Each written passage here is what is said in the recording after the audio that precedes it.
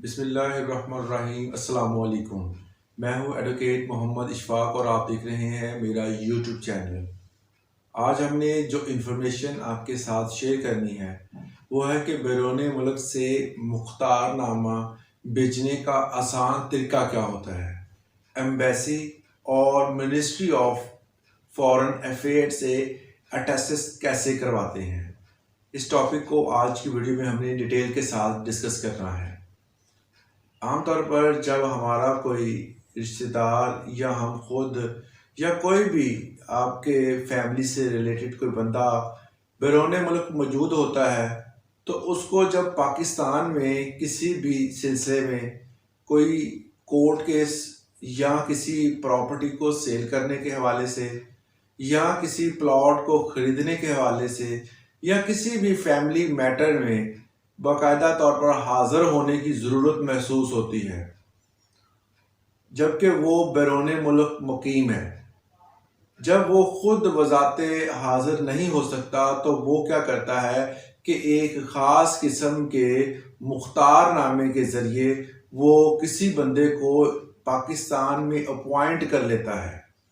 मतलब ये है कि वो अपने अख्तियारात जो होते हैं वो उस बंदे को डिलीवर कर देता है।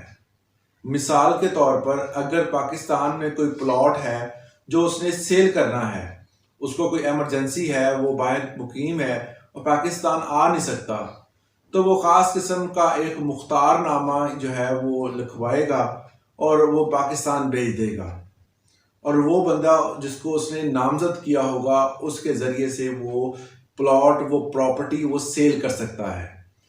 मगर इसकी प्रोसेस जितना सादा नज़र आता है इतना होता नहीं है, क्योंकि किसी भी प्रॉपर्टी को सेल करने के हवाले से तमाम अख्तियारात देना और लीगल तौर पर किस दूसरे बंदे को वो प्रॉपर्टी ट्रांसफ़र करना, ये एक ख़ास किस्म के कागज़ के ज़रिए ही हो सकता है और उस तहरीर में क्या लिखा हो और इसके अलावा वो तहरीर क्या एक्सेप्टेबल भी है, क्या कानूनी तवाज़ुमात वो पूरे कर रही है, इन तमाम चीज़ों को देखने के बाद वो एक्सेप्ट होती है। इसके साथ अगर कोई प्रॉपर्टी ख़रीद रहा है तो वो प्रॉपर्टी के उस जो आपने भेजा है मुख्तारनामा का एक्सेप्टेबल है, क्या वो प्रॉपर्टी जब ख़रीदेगा उसको आपको ट्रांसफ़र कर दी जाएगी या नहीं की जाएगी, या कोई भी घरेलू मामलात हैं जिसमें मुख्तार आप जिसको मुकर्रर कर रहे हैं क्या वो काबिल एतमाद है और उसको किस हद तक आप अख्तियारात दे रहे हैं। ये तो कुछ सवालात पैदा होते हैं जब आप मुख्तारनामा भेजने लगते हैं। मुख्तारनामा की आपको मैंने टाइप्स बताई हुई हैं मेरे इस चैनल में। बाकायदा तौर पर मुख्तारनामा की टाइप्स मतलब जिसमें मुख्तारनामा ख़ास जिसको कहते हैं स्पेशल पावर ऑफ अटॉर्नी और मुख्तारनामा आम जिसे कहते हैं जनरल पावर ऑफ अटॉर्नी, तो इन दोनों के हवाले से ब्रीफली एक वीडियो बनाई गई है। यहाँ मैं आपको सिर्फ दो के मीनिंग बताऊंगा कि मुख्तारनामा खास किसी स्पेसिफिक पर्सन को स्पेसिफिक काम करने के लिए जारी किया जाता है और मुख्तारनामा आम जो होता है वो तमाम अख्तियारात जो होते हैं वो उस बंदे को डिलीवर कर दिए जाते हैं, वो मनोमन उस चीज़ का मालिक तस्वर किया जाता है।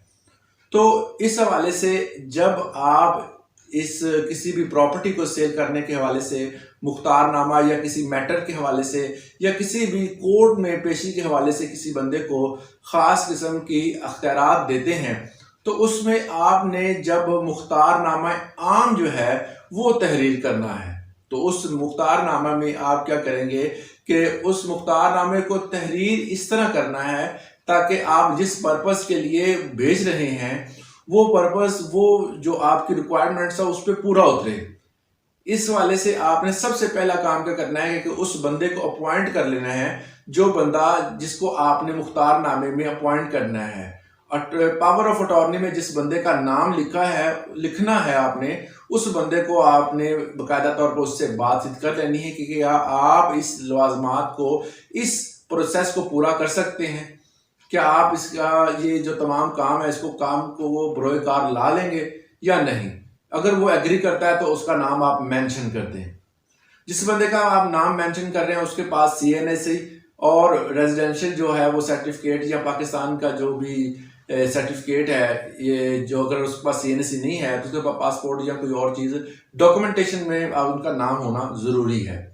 उसके बाद नंबर 2 पे आपने उस बंदे को कहना है कि मैंने फलां पर्पस के लिए जो आपको मुख्तार मुकर्रर करना है, तो आप इस हवाले से किसी वकील के साथ जो राबता करें और उनसे पूछें कि क्या इस सूरत में हम कौन सी ऐसी तहरीर लिखवाएं जिसको लिखवाने के बाद हम ये मैटर सॉल्व कर सकते हैं। कोर्ट के लिए लिखवा रहे हैं, कोर्ट में पेश होना है या उसमें किसी की केस की पैरवी करनी है उस हवाले से, या अगर प्रॉपर्टी बेचनी है उस हवाले से, या प्रॉपर्टी खरीदनी है या कोई और मैटर है, किसी भी सूरत में आपने अगर मुख्तार किसी को मुकर्रर करना है तो आप उस हवाले से उस बंदे को कहेंगे कि वकील के साथ डिस्कस करें, क्योंकि लीगल कुछ पॉइंट ऐसे होते हैं अगर आप उसमें वो नहीं लिखते तो आपका मुख्तारनामा किसी काम का नहीं, सारी मेहनत ज़ाया हो जाएगी।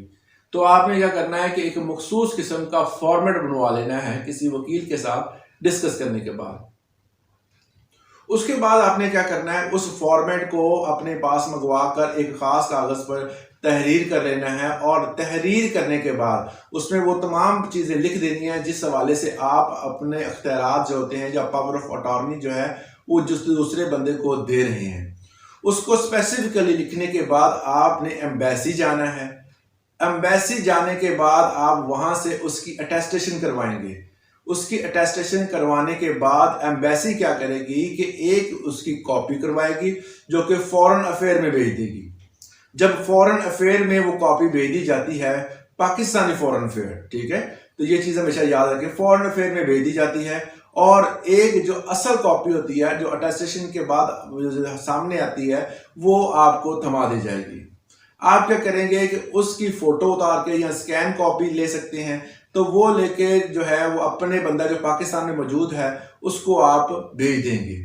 जब उसके पास ये कॉपी मौसूल होगी तो वो क्या करेगा, उसकी कॉपी डेवलप करवाएगा और उसके बाद उसके ऊपर कम से कम शनाख्त आप उसको चाहिए कि 60 रुपए या 120 इसके दरमियान उसके ऊपर कुछ टिकट लगा ले। मखसूस टिकट होते हैं, 60 रुपए के टिकट भी चल जाते हैं, 60 रुपए के उसके ऊपर टिकट लगाए और उसको फॉरेन अफेयर के ऑफिस में जाए और वहां से उसकी अटेस्टेशन करवाए।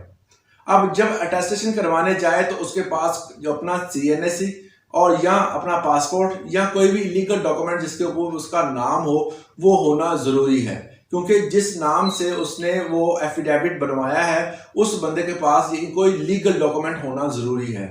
जब वो ये चीज़ें लेके जाएगा तो वहाँ पर उसके ऊपर जो फीस उसकी होती है वो अदा की होगी तो फौरन अटेस्टेशन कर देंगे। जब अटेस्टेशन हो जाती है तो अटेस्टेशन का दौरानिया जो है वो 120 दिन का है। मतलब ये है कि जब आपको वो एफिडेविट आया, एफिडेविट आने के बाद 120 दिन तक वो वैलिड रहता है। अगर आप उसको रजिस्टर नहीं करवाते तो 120 दिन बाद वो ख़त्म हो जाता है। तो 120 दिन के अंदर आपने अटेस्टेशन करवानी है उसकी फॉरेन अफेयर के ऑफिस से। अगर आप नहीं करवाते तो वो ख़त्म हो जाता है। अटेस्टेशन करवाने के बाद क्या उसकी लीगल वैल्यू है? बिल्कुल है, मगर उसकी लीगल वैल्यू जो उसकी अथेंटिटी है वो तब बनेगी जब आप उसको रजिस्टर करवा लेंगे। रजिस्टर कहाँ करवाना है? उसकी रजिस्ट्रेशन तहसील ऑफिस में जाएंगे, सब रजिस्ट्रार के ऑफिस जाकर उसको रजिस्टर करवाएंगे।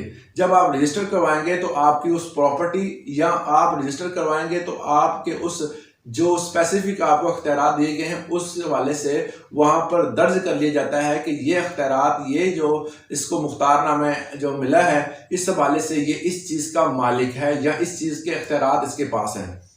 तो उस चीज़ का कोई भी मैटर अगर होगा तो उस मैटर को उस बंदे के साथ ही डिस्कस किया जाएगा। अगर प्रॉपर्टी है तो वो सेल परचेज कर सकता है, उसको सेल कर सकता है, उसको उसके ऊपर किसी दूसरे बंदे को ट्रांसफ़र कर सकता है। तो ये तमाम अख्तियारात जो होते हैं वो उस बंदे को दे दिए जाते हैं। तो एक बैरून मुल्क से एक एफिडेविट भेजने का एक पावर ऑफ अटॉर्नी भेजने का जो है वो मुकम्मल तरीक़ाकार इसमें बताया गया है। इस हवाले से कोई भी क्वेश्चन अगर आपके ज़हन में है तो आप हमसे पूछ सकते हैं। आज के लिए इतना ही, इजाज़त दें। अल्लाह हाफिज़।